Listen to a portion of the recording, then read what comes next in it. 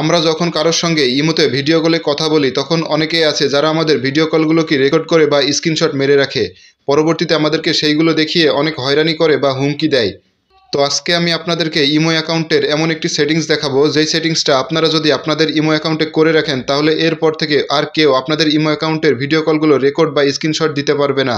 এছাড়াও রেকর্ড বা স্ক্রিনশট দিতে গেলে আপনাদের কাছে নোটিফিকেশন চলে আসবে। তো এইরকম অনেক ইন্টারেস্টিং ভিডিও আসবে যেগুলো আপনাদের অনেক কাজে লাগবে। এজন্য অবশ্যই আমাদের পেজটিকে ফলো এবং চ্যানেলটিকে সাবস্ক্রাইব করে পাশেই থাকবেন।